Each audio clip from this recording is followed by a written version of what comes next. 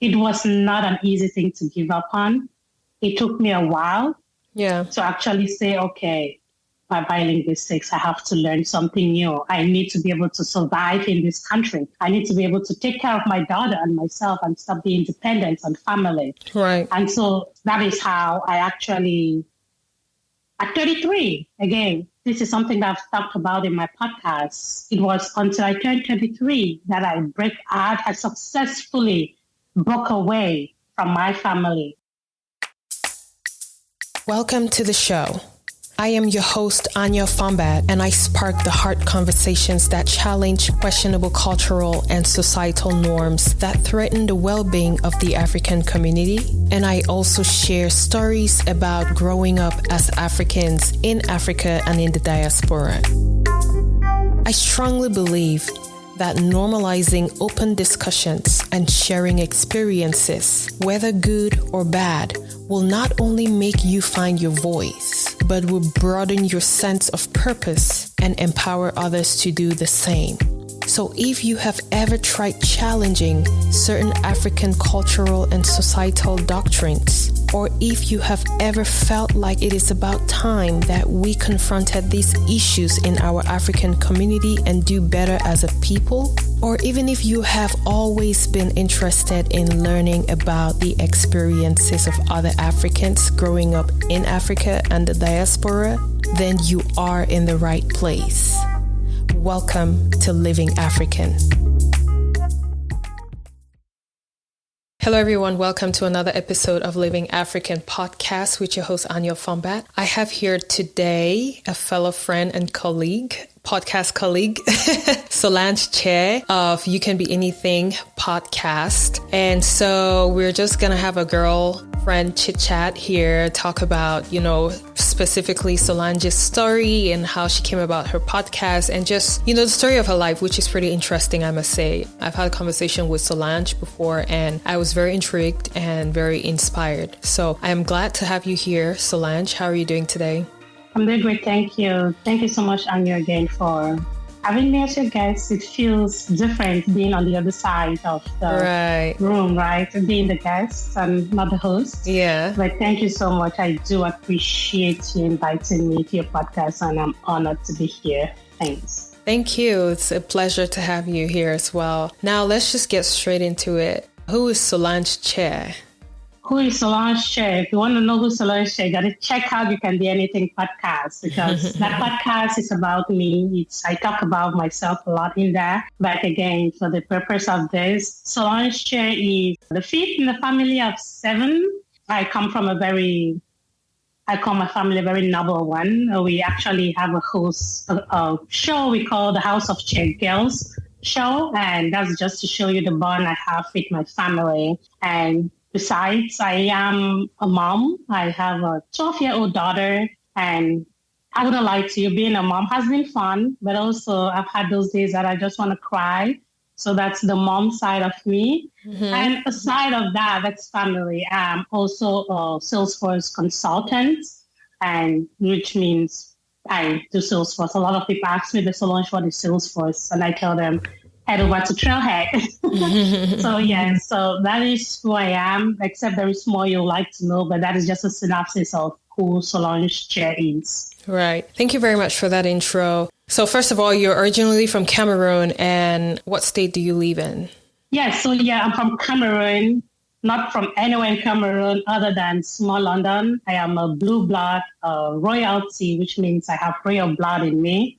Right. Sorry, what is small London again? I keep hearing that word, but I forgot. Oh, that is Akum. Okay. Yes. So I come from Akum, also known as small London. And I'm not only just from Akum, I'm a blue blood, which means that I am a descendant of the palace of the kingdom. Awesome. So that's what my background is back home. Today I live in Franklin, Tennessee, hiding somewhere quiet and cozy and being who I am, being my best version, telling myself that I can be anything. So. Right. Thank you. Now, tell us your story of how you got here. Basically, just tell us, how you morphed into who you are today. So that is a long story. And again, I'll definitely be able, just so that I don't keep it. And feel free to interrupt and ask me questions, because when I start talking about myself, I never end. It's what I do. I talk. Yeah. Right. So feel free to interrupt and ask me any questions as I go on. But again, who is Solange Che? How have I become what I am today? Just like any other Cameroonian child, growing up in a family of 7 biological kids to my parents, and a ton more that are just relatives. So my parents are probably sponsoring or supporting as they grow. Maybe just mates. I grew up in a really huge home. I grew up in Kumbu. So for those of you who happen to listen to this, you'll definitely know that I also speak Lamsa, which is the language spoken by the Nsok people. And I speak Mbakum, which is the language spoken by the Akum people. Talking about languages, if you are smart enough, you'll definitely know that I have a thing for languages. I would not just be thrilled that I speak English or French. I'll be thrilled that I speak something other than those 2 official languages of Cameroon. And this is one of the things that probably made me to stay when I went to university to study linguistics, because I found a passion for languages. Mm-hmm. And truth be told, I did not go to university to study linguistics. When I went to university, my goal was to study journalism and mass communication, because I felt within me, like, how growing up they'll ask us kids, hey, what do you want to become when you're grown up? All what I said was, I want to become a journalist. I used to listen to the 713 Years in Cameroon and CRTV, and I just wanted to be those ladies back there.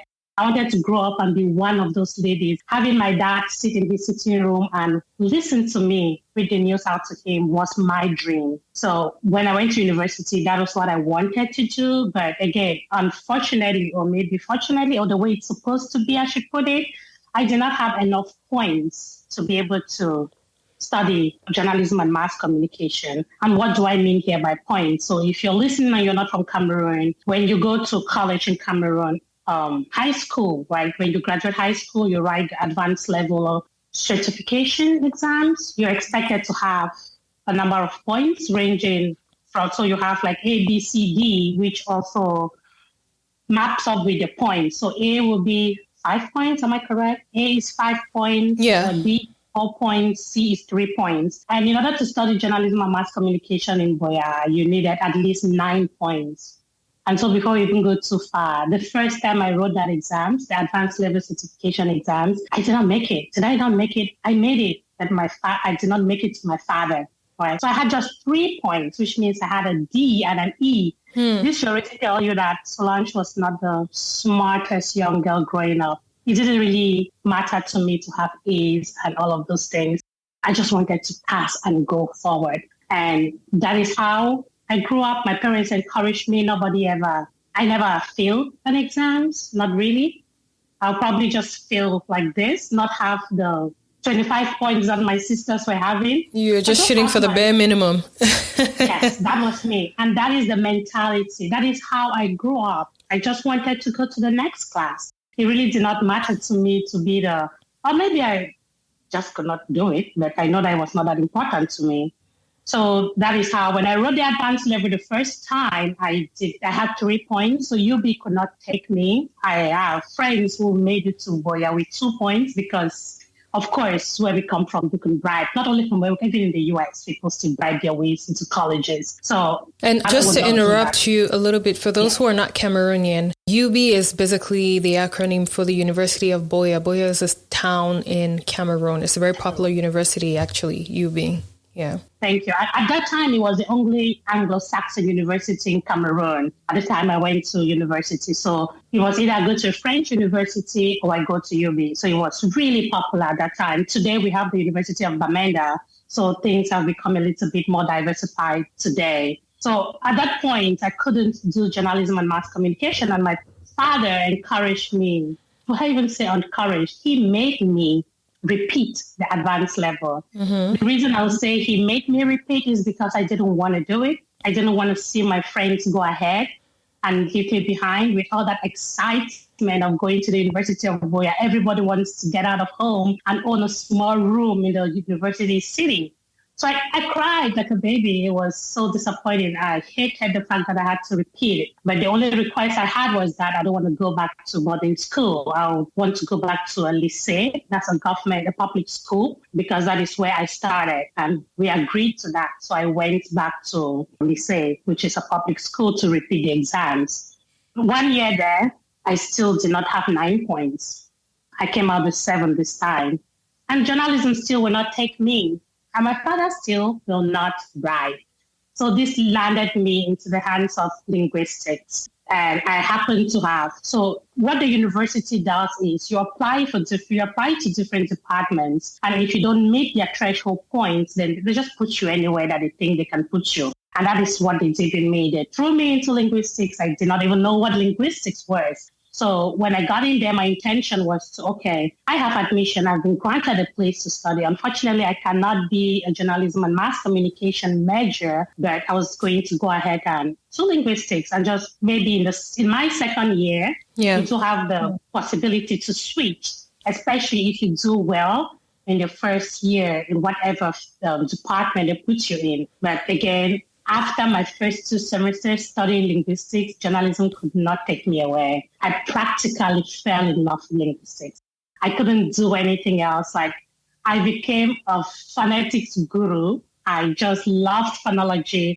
And I did do a couple of minor courses in the journalism department, but I decided not to switch. I decided to stay with linguistics after I realized what I could become or what I could do being a linguist. So that actually kind of switched my mentality around, and I started loving what I was doing. And that is how I ended up getting my bachelor's in linguistics from the University of Boya. And then I continued. I did my master's correspondence to the University of Köln in Germany. And I got my master's as well from the University of Boya and corresponding. And that was in linguistics? Applied linguistics, correct. Okay. And so let me ask you, because you're the first person I have spoken to who did linguistics. So what kind of, what's the curriculum? What does the curriculum entail? Like,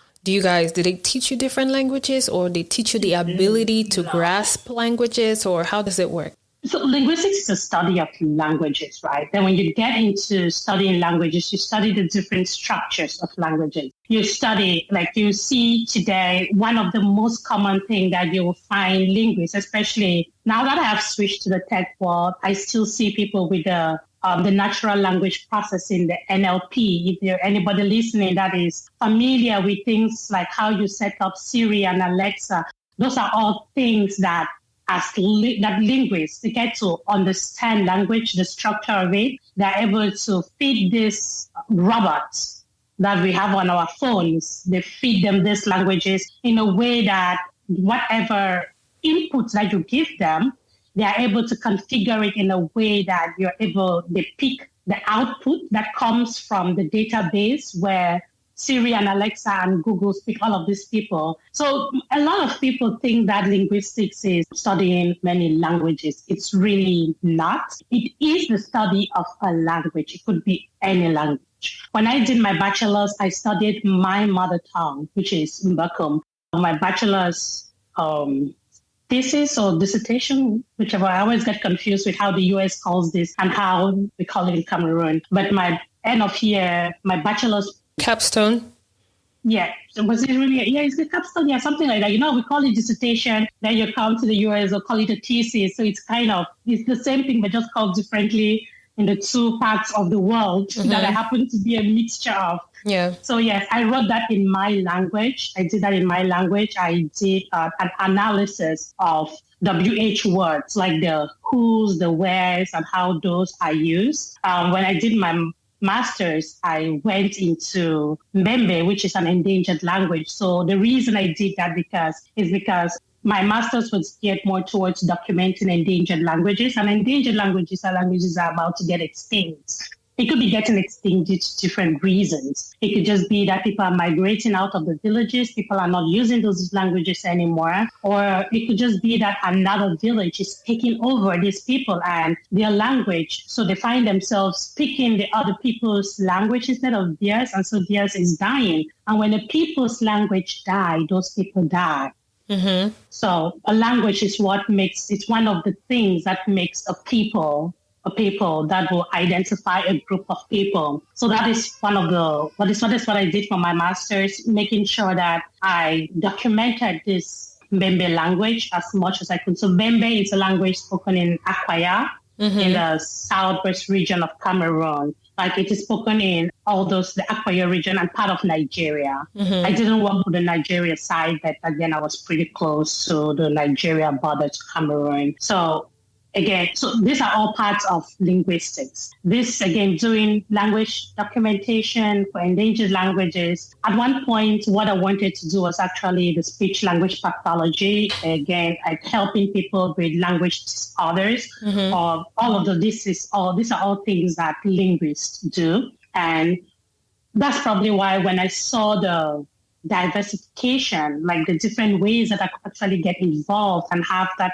personal touch on a human life and I bet that's one of the things that made me to stay with linguistics and just keep going with it. So Again, just to answer your question, it's not just the study of languages. Yes, it could be easier for a linguist to learn another language, but the whole linguistics is broader than just learning new languages. So that would most likely entail like a lot of research, right? Like researching. But then how about, like there's some remote areas, especially in parts of Africa where there's little to no data. And those are communities that are going extinct. Those are cultures that are going extinct. So how do you even get information about those areas before studying? You go to them. You go there. Interesting. Yeah. But then you were in Germany. That's what I'm saying. Like, how did you go back, because you had the master's in Germany. So how do you do that? So when I finished my master's in Germany, studying with the Mbembe people, right, I actually traveled to Akwaya. I went there. It was an interesting one. I was actually pregnant with my daughter already. That was in 2000 and when was she born? 2010. So I was actually pregnant with her when I did my field work. That is a field work for my master's program, for my master's degree. And I went with this German lady, and it is a ton of trekking. Like there are no roads. Wow. So we travel, and because what I was doing was close to my heart, till today she says she will never forgive me for not telling her that I was pregnant. Oh. And I had her go on this trip, and she had me go on this trip with her. But I did go on the trip with her. It's a lot. So we go to the people. Sometimes you can find people who are from those villages in the cities. Mm-hmm. But because it is a project that we want to document the language in its most original form, it is just better that we go to them. And so that entailed some really exciting, hairy, and again, why would I say scary? Because it's not something that I am used to, right? Mm-hmm. Like living in a community, going into a village in a real remote place where people, so when we came back, we were out for about 3 weeks. And when we came back, that's when I finally told her I was pregnant. She was like, why will you embark on something like this when you're pregnant? And I was like, hey, my pregnancy cannot be a problem. It cannot impede my progress in this project, because the only way that my father, one of the reasons he forgave me for getting pregnant out of wedlock, mm-hmm. was the fact that I needed to complete my master's. Yeah. So I was determined to make him proud. I was determined to let him know that, yes, I might have gotten pregnant in school. I was 25 doing my master's degree, not married. I got pregnant for my boyfriend, and the only way that I could just win back his heart is to give him what I was in Boya to do, which was making sure that I give him that master's degree. And I was determined to do that. So I did tell that lady that, and she was like, I love your motivation. I was like, hey, I don't have a choice. Right. So that's interesting. So In terms of, sorry, I'm just very intrigued about, linguistics and stuff like that. I kind of like, it was one of my, when I was about 14 years old, like during one of the long holidays back in Cameroon, my parents sent us to a linguistics center, so it was kind of one of the fun things that we did. But like to know that someone actually went to school and went to advanced levels in university to study that's pretty intriguing, and I feel like that's something that's unique about you, one of the things that are unique about you. Now, like, do they have, like, is there a technical side to linguistics? Because you're talking about like the Siri and all of these other robots that, talk on the phone. So do they like configure like some code based on a language or based on, the voice or whatever, like before the output now comes about, the various languages that they're talking about?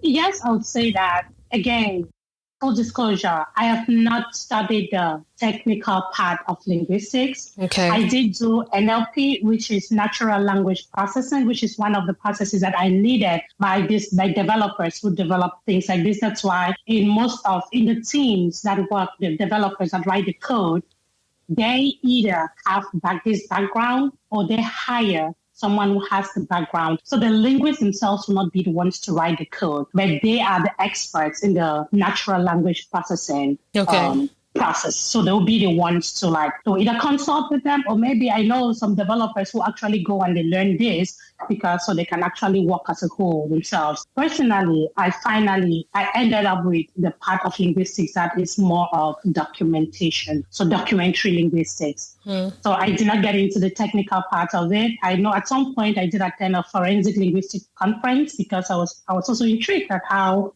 you see all the forensic investigation, something happens and they are looking at handwritings and seeing here, you check each letter, see how did this person write this. I recently watched a movie on Netflix and I was so intrigued.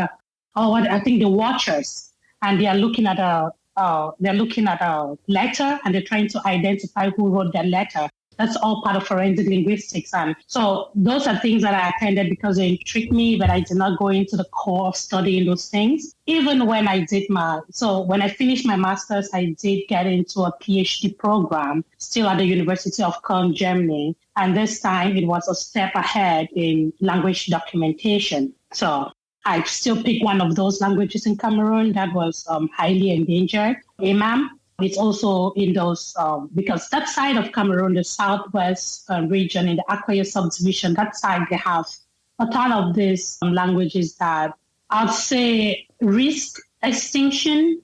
So the way I chose the language I worked on for my PhD was looking for those languages in Cameroon that are highly endangered, languages that run the risk of dying. People ask me, hey, why would you not go work on your own language? Why don't you want to put your language on the map and stuff like that? And I'm like, hey, my language might be at risk, but my language is not. The percentages when you compare to these other languages, especially in the suburbs, like the border between Nigeria and Cameroon, you see that those people, their languages are slowly dying. And to me, that is one of the criteria I use, the filters I put on when I chose a language to work on for my PhD. So it was something similar to what I did for my master's, but this one was my project on my own. Unlike the one, since I said I did it in correspondence, there were other people that were working on the Mbembe project at that time. This was my own project now for my PhD, so I started it from scratch. So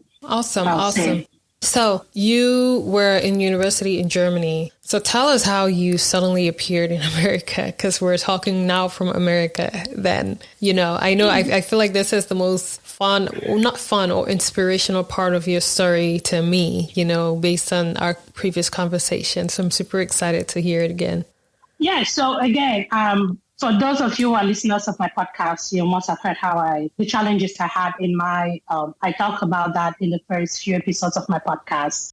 The challenges I had while studying for my PhD, traveling back home, doing research, trekking for a day and a half, just because I wanted to go get data, and having this data in original forms and coming back. Then at some point, I lost supervision.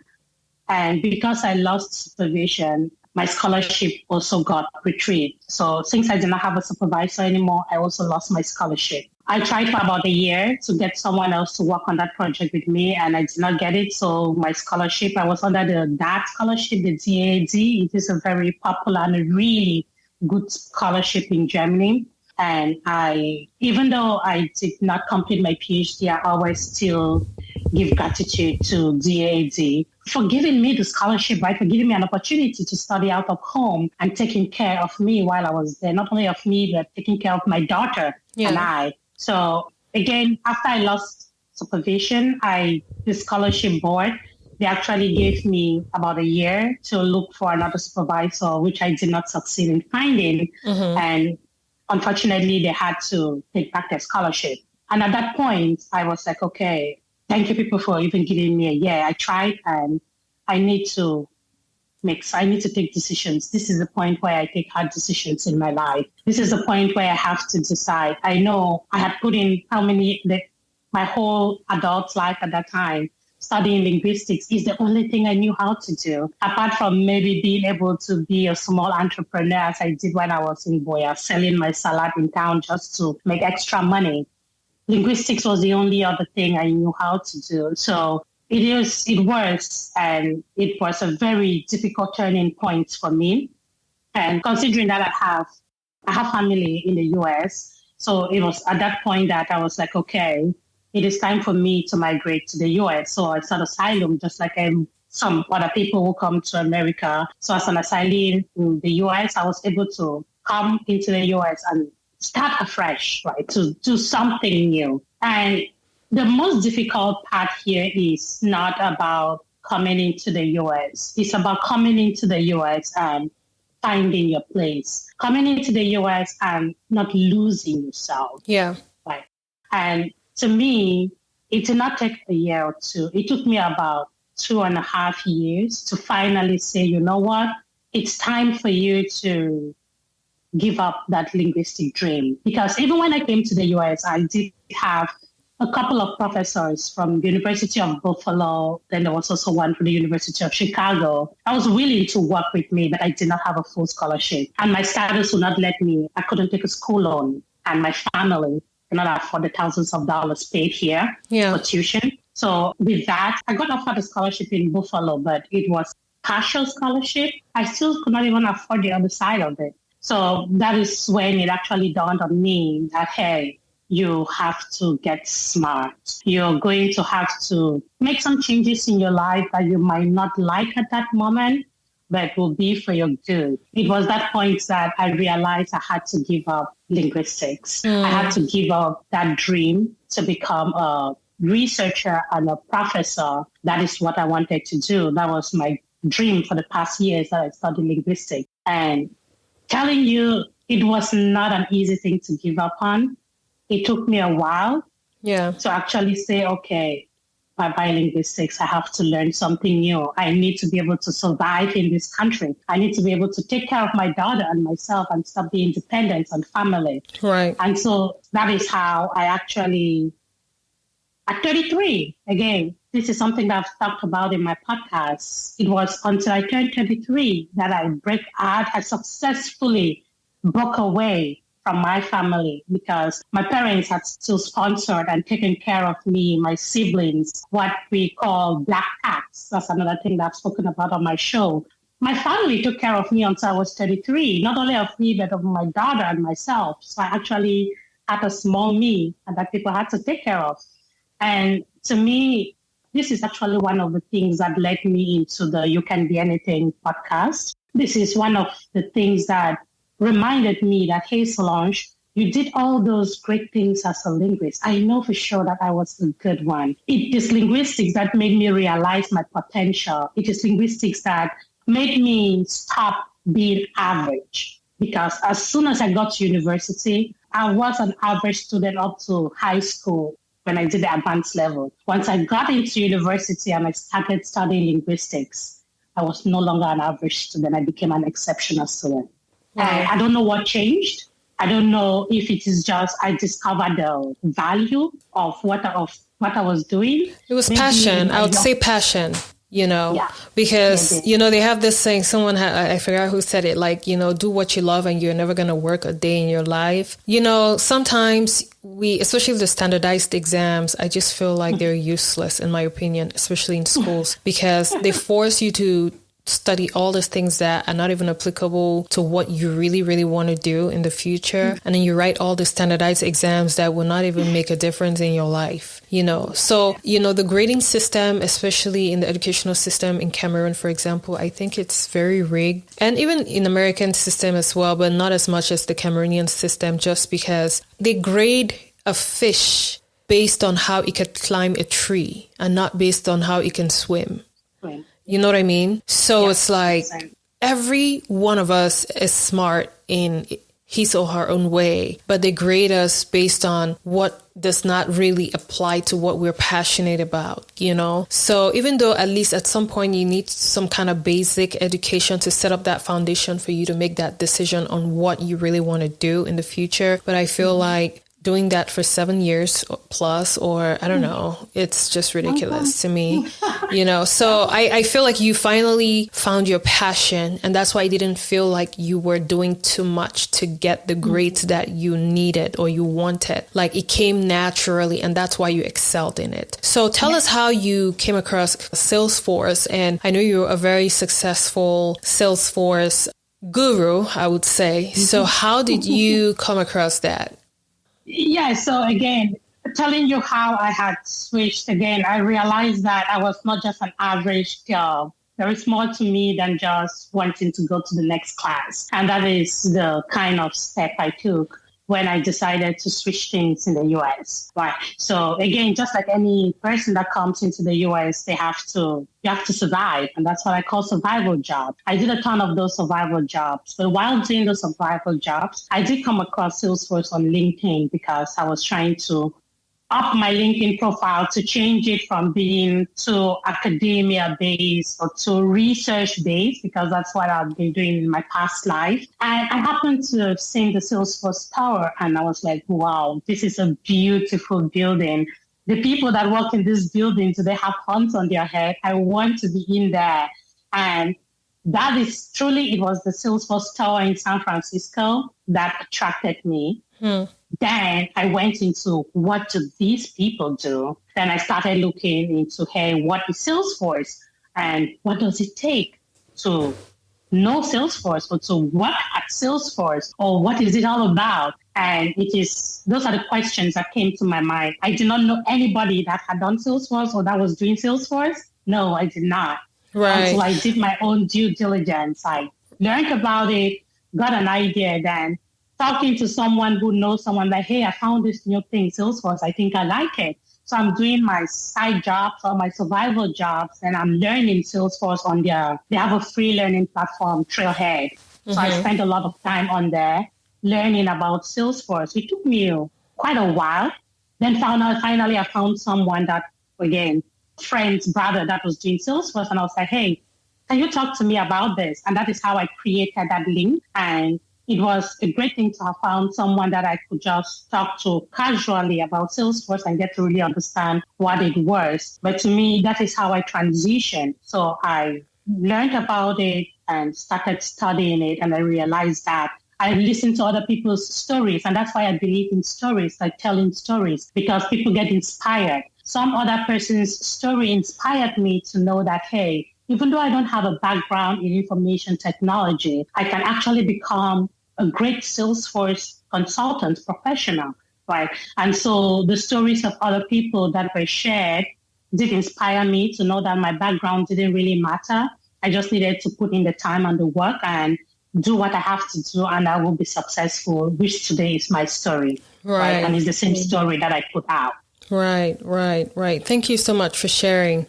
I mean, I would direct our guests to go to your podcast and listen to even more about your story, because you really break it down. Like, this is just a summary. This is the tip of the iceberg, honestly, because you have such an inspiring story from where you came from, being in a position where you had to sacrifice what you really liked, to now take that step of faith to see that there were also other things that you could equally be as passionate about. And I feel like in our African community, that's something that makes us stuck because we are groomed to either be a doctor or engineer or pharmacist or teacher or whatever we do, we end up doing. We are so groomed to just focus on that and not expand our horizons and not like believe that we can literally be anything that we want to be. We can be anything that we put our minds to. It doesn't even have to have anything to do with what you have studied all your life, So thank you very much for making us understand that through your life, because your life is an example of that,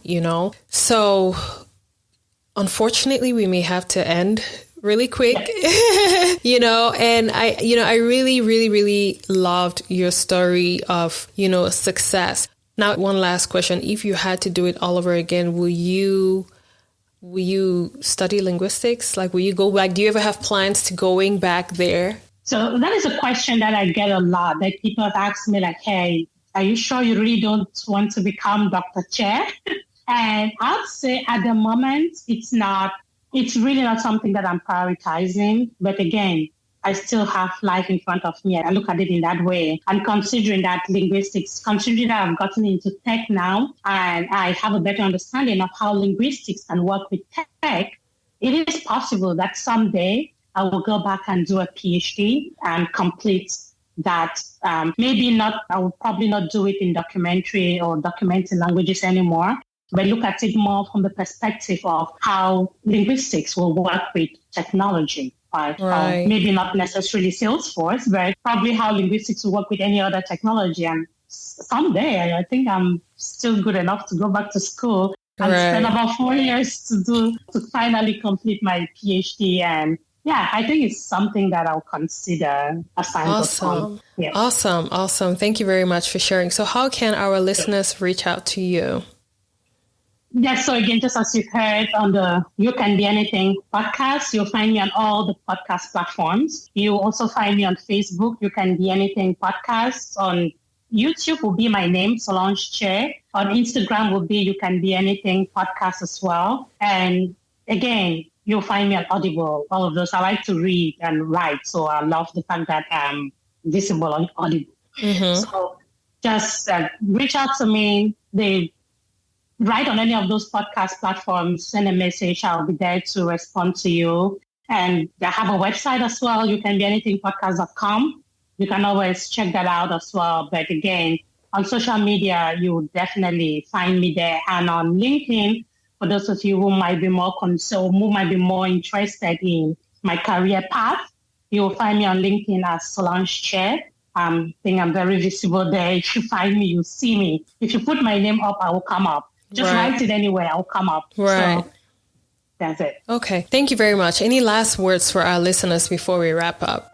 The only last word that I'll have, which is the same thing I say every day that I go on behind my mic to talk to any other person, is that you really can be anything, right? And it's the same thing that drives my podcast. It's the same thing that drives me even at work. It's the same thing that tells me like, hey, Solange, you started by being a Salesforce admin. When you learned this new skill, you went to be a Salesforce consultant and gradually getting to being a Salesforce architect. So it is just me telling anyone that cares to listen that sometimes in life we just have to believe in ourselves, but it is not enough to believe in yourself. When you believe in yourself, it's also important that you put in the work, because dreaming is something that I do, but I don't just dream. I dream and I try. I dream and I work. Right. And that is what I always call on people to, like, hey, it's not enough to say that, hey, I want to become something or somebody.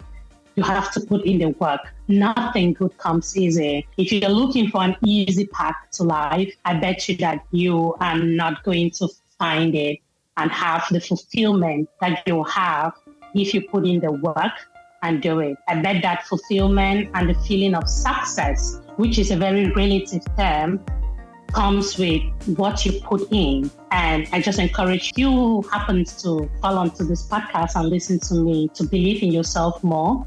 Believe that you can be anything, and put in the work. I wish you the best. Thank you so much, Solange. It was such a pleasure speaking with you, having this girl chat. So I want to encourage our community to keep having these conversations, keep motivating one another as we just did on this platform. So I want to thank you so much for coming on here for this quick moment, and I will catch you in the next episode. Bye. Thank you.